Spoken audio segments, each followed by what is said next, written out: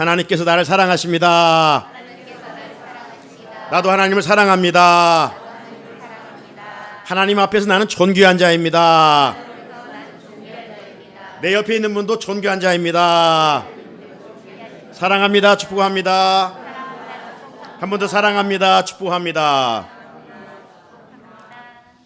마가다락방에 성령님이 임함으로 온 공간과 각 사람 위에 바람 같은 불 같은 성령이 임했던 것처럼 오늘도 우리가 예배 가운데 부활의 영, 주님의 영이 우리 각 사람과 이 공동체 가운데 함께 하시기를 주님의 이름으로 축복합니다.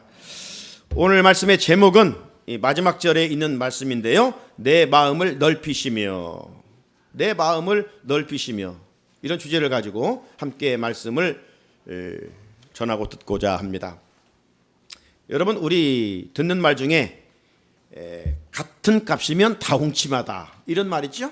같은 값이면 다 홍침하다. 옷과 관련된 얘기인데요.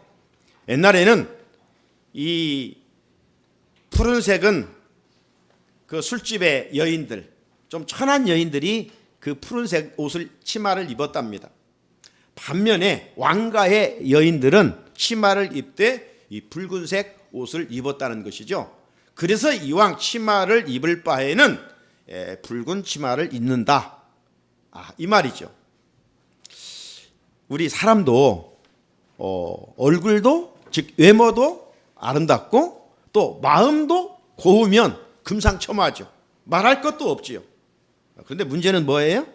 외모는 아름다운데 마음이 좀 그렇지 못하다, 여기에 있습니다. 흔히 또 듣는 말 중에 얼굴값 한다, 그런 말 하죠. 얼굴값 한다. 이건 한 사람의 행동에 어떤 긍정적인 면보다는 부정적인 면을 강조할 때 얼굴값 한다, 그런 표현을 합니다.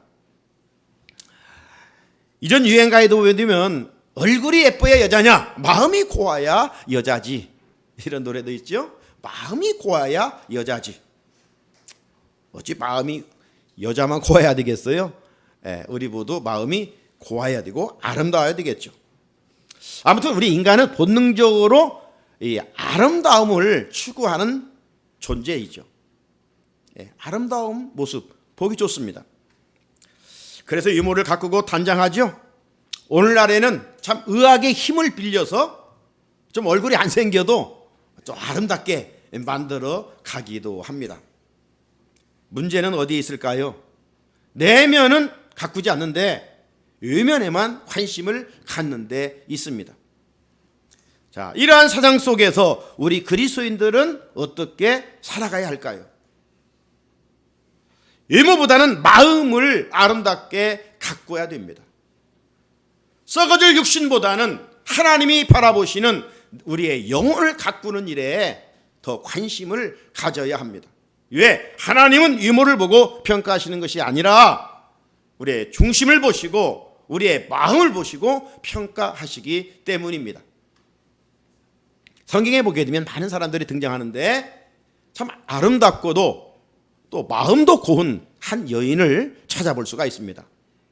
이 여인은 누구냐면 별이라고 하는, 이 스타라고 하는 이름의 뜻을 가진 에스더입니다. 에스더가 등장하고 있는 때는 아하수에로 왕이 127도를 다스리고 있었던 그런 때입니다. 그런데 어느 날 그의 왕후 와스디가 법을 어겨서 폐위를 당하게 됩니다. 자, 그런 상황 속에서 이제 왕의 측근들이 왕의 건의를 합니다. 왕이시여, 이제 왕후 와스디가 폐위를 당했으니 새 왕후를 세워야 하지 않겠습니까? 그러니 이제 127도에 있는 많은 여인들을 불러 왕후를 다시 세우도록 합시다, 이렇게 건의를 했어요. 그래서 이제 왕이 좋게 그 의견을 받아들여서 127도에 있는, 오늘날 말하면 우리나라의 8도인데 8도에 있는 신선미 여인들을 다 불러 모았어요. 그리고 정해진 기간 그들을 훈련하도록 했습니다. 정해진 훈련이 끝났습니다. 정말 각 지역에 뛰어난 아름다운 여인들이 왕 앞에 서게 됩니다. 그들의 아름다움을 자랑하며 왕 앞에 한 사람씩 한 사람씩 지나가게 되는 것이죠. 자, 이런 가운데 특별히 유대인에 속해 있었던 에스더도 간택이 되어 훈련을 받게 되고 자기 때가 되어서 차례가 되어서 왕 앞에 서게 됩니다. 자, 이때 아수에로 왕이 에스더를 보았을 때에 그 마음이 어떠했는지 성경은 이렇게 말씀합니다. 에스더 2장 17절인데요. 왕이 모든 여자보다 에스더를 더 사랑함으로 그가 모든 처녀보다 왕 앞에 더 은총을 얻은지라. 왕이 그의 머리에 관을 씌우고 와스들을 대신하여 왕으로 삼은 후에, 이 아수에로 왕이 왕후를 선택하는 과정에서 어찌 여인들의 외모만 보았겠습니까? 면접할 때 외모만 봅니까? 물어보잖아요. 그 물어봄의 말 속에는 그 사람의 심성이 어떤 것인가 다 드러나게 되어 있어요. 아수에로 왕이 그 수많은 여인들을 얼굴만 보고 자기 왕으로 간택하려고 했겠느냐 이 말이죠. 말을 나눠보는 가운데 이 사람의 외모만 아니라 마음까지도 분명히 보았을 것입니다. 왕은 마침내 많은 여인 가운데 가장 아름답게 보인 에스더를 왕으로 간택하게 되죠. 물론 배후에는 하나님의 역사, 하나님의 섭리가 있었지만 아무튼 이 에스더라고 하는 여인은 외모도 마음도 다 갖춰졌던 여인이었습니다. 사랑하는 성도 여러분, 그렇다면 과거나 지금이나 외모에만 관심 갖는 그런 사람의 그 모습인데 어찌하여 에스더는 외모와 또 내면을 아름다움께 잘 단장할 수 있었을까? 한번 질문을 던져볼 필요가 있지 않습니까? 이 에스더는 이방 사람이 아니었습니다. 유대인으로서 그는 하나님을 잘 경유하는 여인이었습니다. 하나님을 잘 경유했다는 것은 매일매일 말씀으로 훈련을 받았다는 사람이에요. 매일매일 에스더는 마음을 아름답게 단장했어요. 하나님께서 잘 갖춰진 에스더의 중심을 살펴보시고 마침내 아수에로 왕의 마음을 움직여서 수많은 여인들 가운데 에스더를 왕으로 간택하게 했던 것이죠. 사랑하는 성도 여러분, 우리는 분명 사람들의 유머를 바라봅니다. 그 유머에 관심이 많아요. 그런데 분명 하나님은 사람과는 달리 외모를 보고 평가하지 않으셔요. 중심을 보시고 마음을 보시고 평가하신다고 그랬어요. 대표적인 그 말씀의 배후에는 사무엘이 이제 이새의 집을 찾아가서 그의 아들들에게 한 사람을 택하여 이스라엘 왕을 세우는 그런 일을 하게 됩니다. 사무엘이 기름불에 기름을 가득 채워서 이새의 집을 찾아갔습니다. 그리고 그 이새의 집에 도착해서 장남 엘리압을 봤어요. 엘리압을 보니까 키나 용모나 왕이 될 상이에요. 뭐 딱 봐도 하나님이 이 사람을 선택했겠지 하고 준비한 기름을 그의 머리에 부으려고 하는데 급히 하나님께서 말씀하십니다. 그 말씀이 사무엘상 16장 7절의 말씀인데요. 그의 용모와 키를 보지 말라. 내가 이미 그를 버렸노라. 내가 보는 것은 사람과 같지 아니하니 사람은 유물을 보거니와 나 여호와는 중심을 보시느니라 하시니라. 이렇게 말씀하셨어요. 사람은 옛날이나 지금이나 유물을 중시합니다. 그런 의미에서 우리는 대인관계에서 유물을 잘 가꿀 단장할 필요가 있어요. 하지만 하나님 앞에서 우리가 애쓰고 힘써야 할 부분은 외모가 아니라 우리의 내면입니다. 우리의 속사람이 강건하기를 우리가 힘써야 됩니다. 아무리 우리의 외모가 아름다울지라도 세월의 흐름 속에서 그 주름을 누가 피할 수가 있겠으며 약함을 누가 막을 수가 있겠습니까? 그래서 하나님은 쇠하고 약해지는 육신에 관심을 가지신 것이 아니라 우리의 속사람이 얼마만큼 강건하고 주님의 마음으로 채워졌는가를 주목하고 계신다는 사실입니다. 사도 베드로도 그의 서신에서 이 부분을 강조하고 있음을 볼 수가 있습니다. 믿음의 아내들에게 외모도 아름다워야 되겠지만은 거기보다는 더 마음을 잘 가꾸라 권면한 바가 있어요. 베드로전서 3장 3절로 4절 말씀인데요. 너희의 단장은 머리를 꾸미고 금을 차고 아름다운 옷을 입는 외모로 하지 말고 오직 마음에 숨은 사람을 온유하고 안정한 심령에 썩지 아니할 것으로 하라. 이는 하나님 앞에서 값진 것이다. 왜 이렇게 강조했을까요? 당시 교회에 속한 여자들이 세상 사람들처럼, 세상 여자들처럼 외모에만 치중을 했기 때문입니다. 그래서 베드로는 교회에 속한 여자들에게 하나님은 그걸 보지 않으셔. 우리 마음, 우리의 중심, 우리의 속사람을 보신다. 그러니까 우리가 정말 애쓰고 가꿔야 할 것은 우리의 마음이다. 마음을 잘 가꿔라. 이것이 하나님 앞에서 정말 값진 것이다. 이렇게 권면하고 있습니다. 여러분, 이 남편들이 싫어하는 것 중에 하나가 뭐냐면 여자들이 동창회에 갔다가 돌아와서 불평하는 일입니다.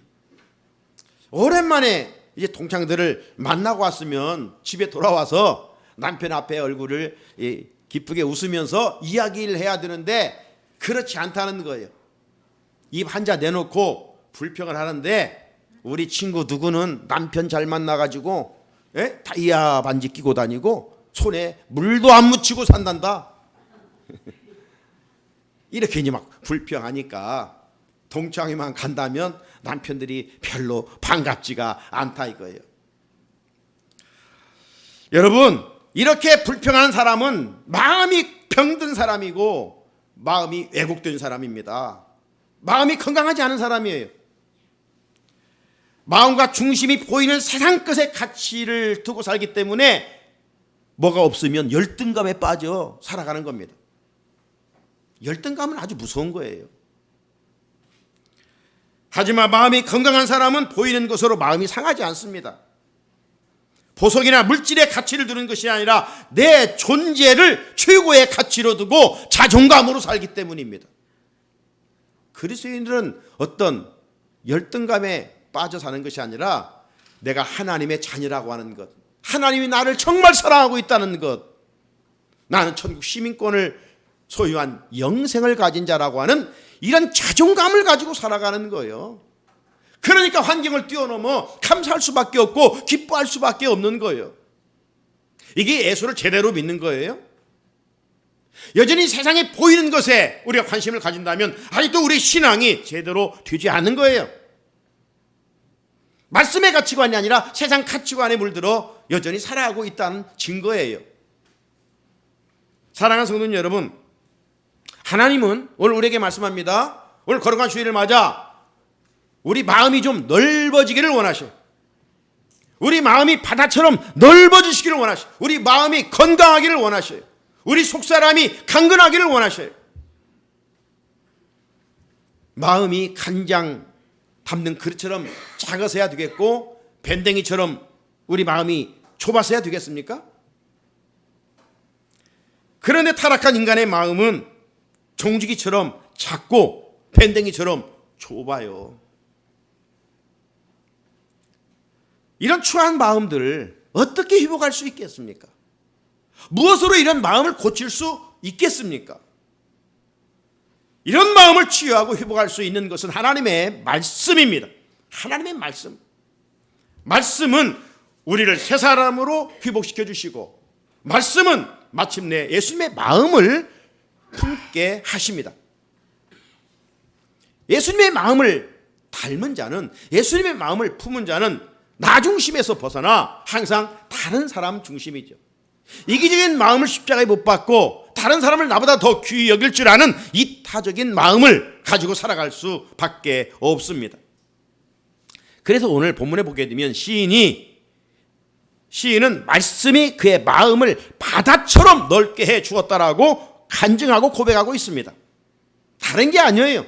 세상 그 무엇이 우리의 빗나간 마음을 바르게 고쳐주는 것이 아니라 오직 하나님의 말씀이라는 것입니다. 32절, 주께서 내 마음을 넓히시면 내 마음을 넓히신 분이 누구예요? 주님이셔요. 나를 지으신 분이셔요. 그분은 창조시고 우리는 피조물이신데 그분의 손 안에 있을 때 우리의 마음이 넓혀질 수가 있어요. 고쳐질 수가 있어요.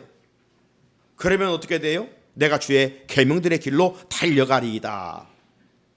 이 말씀은 하나님께서 명령하실 때 지체하거나 머뭇거리지 아니하고 즉각적으로 순종하겠다고 하는 의지의 표현입니다. 우리는요, 이 마음이 못돼가지고 하나님이 이렇게 하라 하면 청개구리처럼 행동할 때가 있어요. 왜? 내 욕심 때문에. 하나님의 뜻을 알면서도 하나님의 뜻을 거슬려 살아갑니다. 그런데 하나님께서 말씀으로 내 마음을 고쳐주셔서 말씀이 바다처럼 넓게 되면 어떻게 돼요? 어떤 말씀이라도 즉각적으로 순종하고 달려간다는 것이죠. 자, 그렇다면 좀 더 구체적으로 하나님께서 말씀으로 내 마음을 넓혀주시면 우리가 이 세상에서 어떻게 살아갈 수 있다라고 말씀합니까? 첫째로 거짓 행위를 떠나 살게 된다는 거예요. 거짓 행위를 떠나 산다. 자, 29절 한번 같이 읽어볼까요? 시작. 거짓 행위를 내게서 떠나게 하시고 주의 법을 내게 은혜로이 베푸소서. 아멘. 여기 거짓 행위를 내게서 떠나게 하시고, 이 말씀은 두 가지의 의미를 가지고 있는데요. 먼저 대인관계에서, 사람들과 관계에서 거짓 행위를 하지 않는다는 겁니다. 여러분, 누구나 거짓말과 거짓 행위는 나쁜지 알고 있어요. 도둑놈도 도둑질은 나쁜 것인지를 알아요. 그래서 자기 자녀에게는 도둑질 하지 말라고 말하는 거예요. 양심이 화인 맞지 않았다면 거짓말이 옳다고 인정한 사람은 없어요. 거짓말과 거짓 행위는 다 나쁜 거예요. 왜 나쁜지를 알면서도 거짓말하고 거짓된 행동을 하게 되는 것일까요? 그것은요, 그의 마음을 마귀가 조종하기 때문입니다. 그 마음에 악한 마귀가 침투하였기 때문입니다. 요한복음 8장 44절을 보면 너희는 너희 아비 마귀에게서 났으니 너희 아비의 욕심대로 너희도 행하고자 하느니라. 그는 처음부터 살인자요 진리가 그 속에 없으므로 진리에 서지 못하고 거짓을 말할 때마다 제 것으로 말하나니 이는 그가 거짓말장이요 거짓의 아비가 되었음이라. 마귀는요, 사람들로 하여금 거짓 행위를 하게 만들고 남을 속여서 자기의 유익을 얻게 만들고 또 거짓말을 하게 하는 거예요. 자, 그리스도인들은 거짓 행위를 멀리하고 거짓말을 했을 때는 우리가 어떻게 해야 되겠습니까? 거짓을 멀리해야 되는데 거짓말을 했을 때는 어떻게 해야 돼요? 즉시 회개해야 됩니다. 우리는 죄를 지으면요, 그것이 마음에 뿌리를 내리지 않도록 즉시 회개해야 돼요. 회개하지 않은 그 거짓의 종착역은요, 지옥이라고 성경은 말씀합니다. 요한계시록 21장 27절 무엇이든지 속된 것이나 가증한 일 또는 거짓말하는 자는 결코 그리로 들어가지 못하되 오직 어린 양의 생명책에 기록된 자들만 들어가리라. 자, 그렇다면 이 말씀 앞에 두려운 마음이 앞설 수밖에 없습니다. 왜? 우리가 한두 번 거짓말했습니까?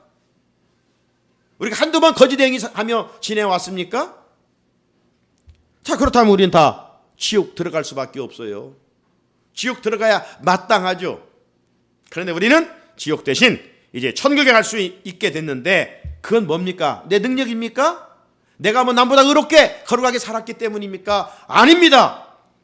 내가 지옥 갈 수밖에 없지만 천국에 갈 수 있는 것은 예수님께서 내 거짓 행위의 모든 죄를 짊어지시고 십자가에서 내 죄의 짐을 다 대신 지불했기 때문입니다. 그렇게 주님 안에 있는 자들은 마귀가 정죄할 수가 없어요. 마귀는요, 변호사입니다. 네? 마귀는요, 검사 역할이에요. 언제 죄를 졌고 언제 거짓말했고 자꾸 들추어요. 그러면 우리 예수님께서 변호사가 되어서 다 변호해 주시는 거예요. 결국 예수 안에 있는 자들은 정죄할 자가 없다라고 성경은 말씀하고 있는 거예요. 자, 이런 엄청난 은혜, 지옥에서 영원한 형벌을 받아야 할 우리가 천국에서 영생을 누리게 될 수 있는 은혜를 입었으니 이 대인관계에서 우리가 거짓 행위를 멀리해야 되죠. 욕심 때문에 내 입술로 남을 속이는 거짓말을 추방해야 됩니다. 잠언 12장 22절에 보니까 거짓 입술은 여호와께 미움을 받아도 진실하게 행하는 자는 그의 기뻐하심을 받느니라 말씀하셨습니다. 여러분, 세상에 거짓이 승리하는 것 같지만 거짓이 승리하는 법이 없습니다. 반드시 진리가 승리하는 것입니다. 왜? 우리가 찬양한 것처럼 하나님은 살아계신 분이기 때문입니다. 거짓을 심판하시고 진리의 편에 손을 들어 주십니다. 자, 이 19절에 거짓 행위를 내게 떠나게 하시고 이 대인관계에서 거짓말하지 말라는 말이고요. 또 하나의 이유는 이 대신관계에서 하나님과 관계에서 하나님의 약속을 끝까지 신뢰하겠다는 말입니다. 자, 지금 시인에게는 우리가 지금 금년 한 해 지금 여기까지 시편 119편을 계속 지금 강의하고 있는데 이 시인은 어떤 고난이 분명히 있었어요. 지난주에 어떤 말씀 속에 뭐였습니까? 시인은 이 죽을 위험에까지 처했다고 그랬잖아요. 그런데 낙심하지 않았다고 그랬어요. 자, 이 시인은 마음의 고통이 계속되고 있었습니다. 자, 그런 가운데 시인은 그 고통을 통해서 주님을 신뢰하지 못할까 봐 하나님께 막 간구하는 거예요. 우리가 어려움을 당하면 이 어려움 때문에 하나님을 혹시 원망하여 불신자들에게 또 우리 믿지 않는 가족들에게 하나님의 영광 가리우면 어떻게 될까? 그래서 하나님, 이런 가운데도 내가 신실하게 하나님 편에 서일 수 있게 해 주십시오. 우리가 이렇게 기도하는 것처럼 이 시인도 그랬어요. 이 계속되는 고통으로 말미암아 주님을 신뢰하지 못하면 어떻게 될까? 이런 안타까움이 있었어요. 자, 우리도 어떤 일로 마음의 고통에 계속되면 어떻습니까? 하나님을 믿는다고 하지만 하나님의 실존을 의심하기도 하고요. 말씀을 붙잡았다가도 그 말씀의 끈을 놓아버리기도 하고요. 또 말씀을 믿는다고 하지만 말씀을 신뢰하지 못할 때가 있습니다. 그리고 답답한 마음에 보이는 세상 것들이 내 문제를 해결해 줄 것인 양 착각하고 세상 것에 자꾸 기웃거립니다. 이 성경에 보면 그런 사람이 한 사람이 있는데 사울왕입니다. 사울왕이 처음에는 겸손해서 하나님의 은혜를 입어 이스라엘의 초대 왕이 되잖아요. 처음에는 참 겸손했어요. 참, 그런데 사람이 끝까지 겸손한다는 게 쉽지 않아요. 그래서 우리는 늘 말씀에 처 우리 자신을 복종해야 할 이유가 거기에 있어요. 사울이 처음에는 하나님의 말씀을 잘 들었는데 이제 시간이 흐르면서, 그래 처음에는 어떤 일을 했느냐, 그 나라에 백성들을 어리석게 만들고 백성들을 우상숭배에 빠지게 하는 이런 박수, 무당, 점쟁이들을 다 죽였어요. 하나님 섬기지 않으면 죽인다 했는데 끝까지 반역한 자들은 다 죽였어요. 자, 그런데 사울왕이 시간이 흐르면서 마음에 교만병이 들렸어요. 교만이 마음에 찾아오면요, 하나님의 말씀을 전적으로 순종하지 않아요. 왜? 이제 내가 똑똑한 줄 알아요. 그래, 내 경험을 앞세워요. 내 지식을 앞세워요. 그래서 하나님의 말씀은 50%만 듣고 50%는 내 생각대로 하는 거예요. 아말렉과의 전쟁에서 하나님이 분명 다 전멸하라, 다 전멸하라. 그런데 병든 것만 다 짐승들 죽이고 살찐 송아지 이런 것들은 살짝 가져가지 않았어요? 하나님이 나단 선지자를 통해서 왜 하나님의 말씀에 불순종했느냐 하는데 불순종 안 했습니다. 그러면 저 왕의 뒤에서 정원에서 소리나는 저 소리는 무엇이냐 하니까 그때 변명하잖아요. 예, 죽이려다가 너무 살찐 송아지라 하나님께 제사 드리려고 가지고 왔습니다.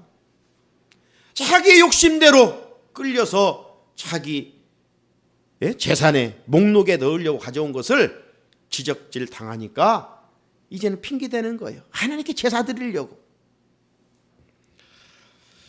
이런 불순종이 반복되니 사울에게서 하나님의 영이 떠나고 말았습니다. 하나님이 그와 함께하지 않았으면 하나님의 음성이 그의 귀에 들리지를 않았습니다. 그런 나라가 잘 되겠어요? 결국 위기가 찾아왔습니다. 나라 위기가 찾아왔는데 우림과 둠빔으로도 하나님의 계시가 임하지 않습니다. 사울왕의 귀에는 더 이상 하나님의 음성이 들리지를 않습니다. 그러니까 사울이 신접한 자를 찾게 됩니다. 사무엘상 28장 7절에 보니까 사울이 그의 신하들에게 이르되 나를 위하여 신접한 여인을 찾으라. 사울은 나라의 위기에서 하나님 대신 엔돌의 신접한 여인을 찾아가는 어리석음을 범하게 됐습니다. 사랑하는 성도 여러분, 변질된 사울 왕처럼 우리 그리스도인들 중에도 믿는다고 하면서 여전히 세상 풍습과 귀신 문화에 기웃거리는 사람들이 있어요.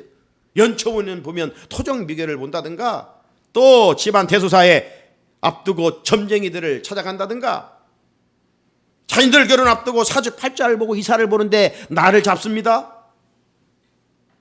요즘 젊은이들이 많이 모이는 곳에는요, 카드로 운세를 보는 이 타로점이 유행입니다. 지금 우리나라는 이 성적 타락으로 물들어가고 있고요, 우상 숭배로 물들어가고 있습니다. 귀신 문화 심각한 정도예요. 세상 사람들이야 믿을 구석이 없으니까 그런 짓을 하고 산다라고 할지라도 우리는 시퍼렇게 살아계신 하나님을 믿는 사람들이 아닙니까? 그러면 어떤 문제로 고통이 길어진다고 해서 세상 방법으로 해결하려고 기웃거리지 말라는 이 말이에요. 그때 믿음으로 인내하면서 하나님을 간절히 찾아야 합니다. 고난 중에 우리가 할 일은 세상 방법으로 기웃거리는 것이 아니라 인내하면서 하나님을 찾아 기도하는 일이라고 성경은 말씀하고 있어요. 우리 코로나 때 가장 많이 들었던 말 중에 하나가 이 또한 지나가리라. 예? This too shall pass away. 이 또한 지나가리라. 야고보서 1장 4절 인내를 온전히 이루라. 이는 너희로 온전하고 구비하여 조금도 부족함이 없게 하려 함이라. 인내를 온전히 이루면 하나님께서 반드시 좋은 결과를 얻게 하십니다. 사람의 짧은 눈으로 보면 망할 것 같지만 하나님께서 함께 하심으로 마침내 승리하게 하시고 형통케 하시고 회복시켜 주십니다. 따라서 참된 믿음은 어떤 상황에 있든지 끝까지 인내하면서 하나님의 말씀을 온전히 신뢰하는 것입니다. 내 마음에 하나님이 싫어하시는 거짓 행위를 무엇으로 물리칠 수 있다고요? 바로 하나님의 말씀입니다.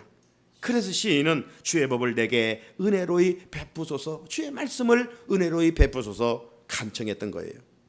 둘째는 성실한 길을 택하게 살게 됩니다. 성실한 길을 택해 살게 된다. 30절 읽어볼까요? 30절 시작. 내가 성실한 길을 택하고 주의 규례들을 내 앞에 두었나이다. 아멘. 시인은 주의 규례들, 즉 하나님의 말씀을 앞세워 인도함을 받고 성실하게 살았다라고 고백합니다. 여기 성실한 길을 택하고도 역시 두 가지의 의미로 해석할 수가 있는데요, 먼저 우리를 성실하게 살 수 있는 능력은 말씀이라는 거예요. 하나님의 말씀. 그래서 말씀의 사람들은요, 맡겨진 일들 억지로 하지 않습니다. 부득이하지 않습니다. 사람 눈치 보면서 하지 않습니다. 우리 안에 말씀으로 채워지면 주어진 일을 성실하게 감당합니다. 요셉이 그랬죠. 형들에게 팔려간 요셉, 보디발 집에 갔습니다. 얼마나 억울합니까? 그런데 거기에서도 요셉은 성실히 일했습니다. 성실하게 일해가는 어느 날 보디발의 아내가 유혹하여 그것을 이겼더니 억울하게 감옥에 들어가잖아요. 요셉은 그곳에서도 성실하게 섬겼습니다. 하나님은 이런 자들을 높여주시는 거예요. 결국 애굽의 두 번째 위치에 총리가 되게 하지 않습니까? 다윗도 마찬가지요. 이새의 아들 8번째 이름을 들녘에서 양떼들을 치고 있을 때 아주 성실하게, 아버지 심부름 갈 때는 누구에게 그 양떼를 지켜달라고 부탁까지 하면서 아주 성실하게 일합니다. 이런 사람을 하나님께서 지켜보셨다가 이스라엘 사울을 이어서 왕으로 세워 주시지 않습니까? 믿음의 사람들은요, 주어진 일을 억지로 하지 않습니다. 하나님의 성전에서 하나님의 말씀으로 채워진 사람은 억지로 하지 않습니다. 나 같은 것이 무엇이건데 주의 전에서 일할 수 있게 하십니까? 하나님 감사함으로 감당하는 것입니다. 나태한 인간, 이런 못된 인간을 성실한 사람으로 회복시킬 수 있는 능력은 그런 의미에서 하나님의 말씀입니다. 그리고 성실한 사람을 마침내 하나님의 은혜를 입게 되어 있습니다. 잠언 28장 18절 성실하게 행하는 자는 구원을 받을 것이니 것이나 굽은 길로 행하는 자는 곧 넘어지리라. 지금 여러분 어떤 일이 바뀌어져 있습니까? 가정에서, 직장에서, 교회에서 어떤 일이 바뀌어졌습니까? 부득이하지 말고 얼굴 몇 푼을 위해서 일하지 말고 하나님이 나에게 주신 소명의 자리로 알고 감사와 기쁨으로 감당할 수 있기를 바랍니다. 성실하게 감당하면 하나님이 보십니다. 사람은 보지 않을지라도 하나님은 보십니다. 이 성실한 길을 택하고의 다른 의미는 하나님이 명하신 말씀에 철저한 순종입니다. 하나님은 늘 우리에게 명령하십니다. 요즘 우리가 사무엘 하의 말씀을 상서부터 지금 새벽 큐티의 말씀을 이어가고 있는데 계속되는 말씀이 핵심은 뭐냐면 하나님을 명령하시는데 그 명령 우리가 아멘 하고 금방 순종할 수 있는 명령이 아니에요. 늘 우리 본능과 충돌하는 명령이에요. 나는 이리로 가고 싶은데 하나님은 저리 가라는 거예요.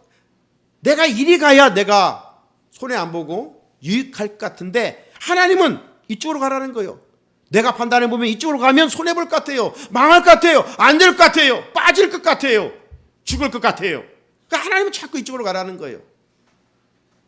그래서 우리가 하나님 뜻을 알면서도 거슬려 내 길을 걷게 되는 것이죠.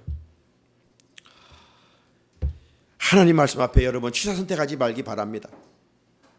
세상 끝은 혹시 내 기호에 맞게 취사 선택할 수 있지만 하나님의 말씀 앞에서만큼은 바보처럼 행동해야 돼요. 우리는 말씀 앞에 성실한 길을 택하는 겸손한 태도를 지녀야 합니다. 하나님께서 약속하신 것을 의심하지 말고 인내하고 믿고 따라가야 됩니다. 아브라함이 하나님의 말씀을 받고 갈 바를 알지 못했지만 순종하고 간 결과 믿음의 조상이 되지 않습니까? 여호수아가 하나님의 말씀을 받고 말씀의 근거에서 여리고성을 돌았더니 난공불락의 성이 무너지지 않았습니까? 우리도 시인처럼 하나님의 말씀 앞에서 성실한 길을 선택하고 사노라면 하나님께 하시는 놀라운 일들을 반드시 경험하게 될 줄로 믿습니다. 끝으로 수치를 당하지 않는 삶을 살 수가 있어요. 31절 읽겠습니다. 시작. 내가 주의 증거들에 매달려 싸우니 여호와여 내가 수치를 당하지 말게 하소서. 아멘. 시인은 주의 증거들을 매달렸다는 겁니다. 이 매달렸다는 말은요 히브리어로 다바크라는 말인데요, 악교로 그 막 떼어질 수 없는 그 강한 그 풀 있잖아요, 그 악교로 종이를 붙인 상태를 말합니다. 이 단어는요 남자가 부모를 떠나 여자와 연합했을 때 이게 바로 다바크입니다. 그래서 부부가 함께 즐겁게 살면 행복하지만 어떤 이유로 이혼하게 되면 가장 큰 상처, 아픔을 경험할 수밖에 없는 거예요. 왜? 떼어서는 안 되는데 그 종이 풀로 붙였는데 떼으면 찢어지지, 그게 회복됩니까? 부부관계가 바로 그런 거예요. 뗄 수 없는 상태예요. 그런데 어떤 이유로 떼어지면 큰 상처만 남습니다. 시인은 자신과 말씀이 악교로 붙인 것처럼 하나가 됐다는 겁니다. 이것은 시인이 힘을 다해 말씀을 붙들었다는 겁니다. 여러분 한번 이렇게 생각해 봐요. 우리가 높은 곳을 지나다가 잘못해서 떨어졌는데 다행히 나무 뿌리가 있어 나무 뿌리를 손으로 잡았다고 가정해 봅시다. 그때 나무 뿌리를 어떻게 잡겠어요? 대충 잡겠습니까?